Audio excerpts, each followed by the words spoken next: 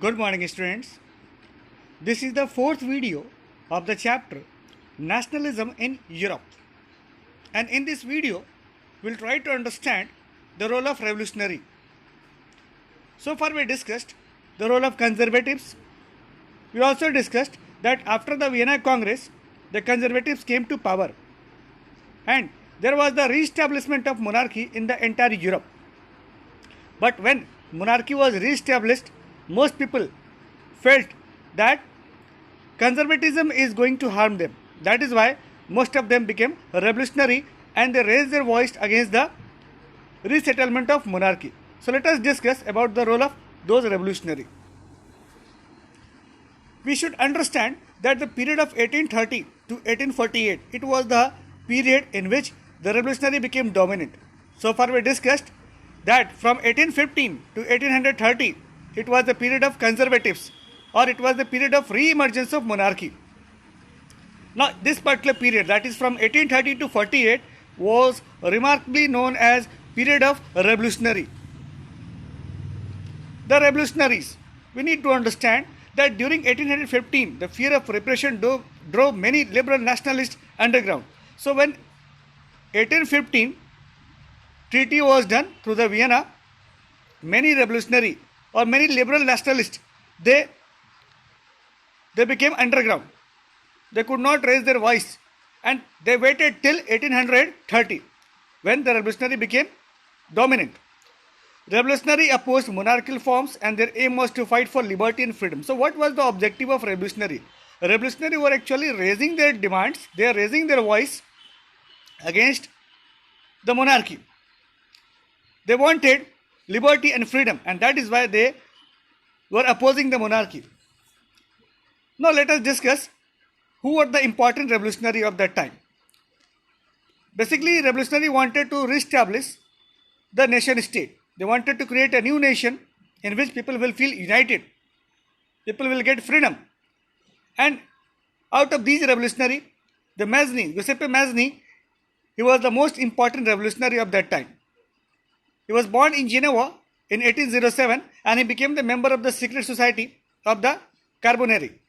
We need to understand that over the times, many secret societies were also formed in the Europe, and the basic objective of the secret society was to bring down the monarchy. Now, Giuseppe Mazzini, we should understand the important character of the Giuseppe Mazzini. He was sent into exile in 1831 for attempting a revolution in Liguria. As we discussed that Mazzini was the most important revolutionary of that time and he was sent to exile. He believed that God has intended nation to be natural units of mankind and it should not be ruled by any monarchy or any important aristocrat. That is why he himself established many secret societies in Germany, France, Switzerland and Poland. Initially he became the part of secret society and thereafter he established his own secret society.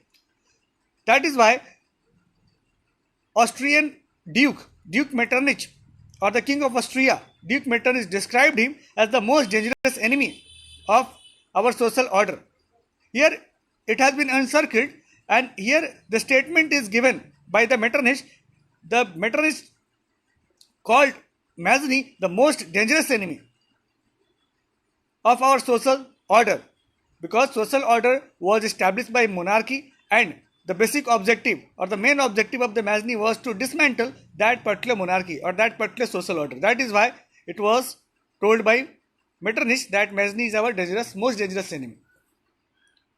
Over the times, 1830 to 48, as we discussed, 1830 to 48, this was the period in which revolutionary became prominent and that is why it was also known as or called as Age of Revolution. Because here in Europe, all over the Europe, you will find revolution. Revolution all over the Europe was going on against the monarchical setup or against the monarchs.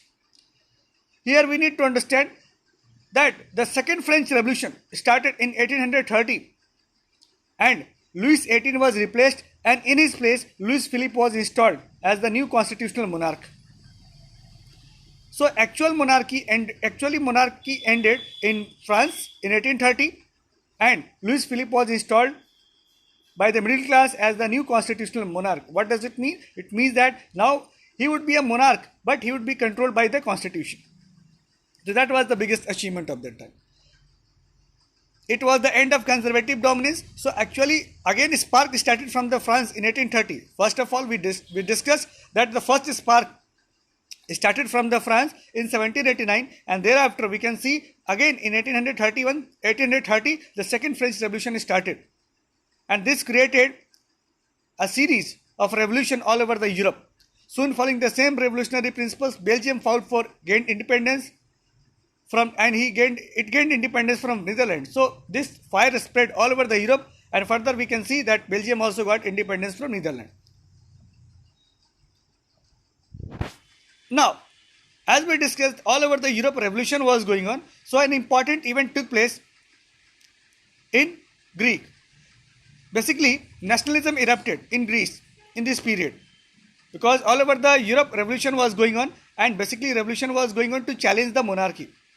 Here, Ottoman Empire was ruling, and it was taking control over the different parts of Europe, including the Greece. Greek Revolution started. People came together. They got inspiration from the French Revolution and other types of revolution, and finally the people became united and they raised their voice against the Ottoman Empire. And finally, in 1832, again it has been encircled for you. In 1832, you can see on the down. In 1832, Greece gained its independence after signing the Treaty of Constantinople. So here we can understand that through this treaty, finally Greece got independence and monarchy ended here.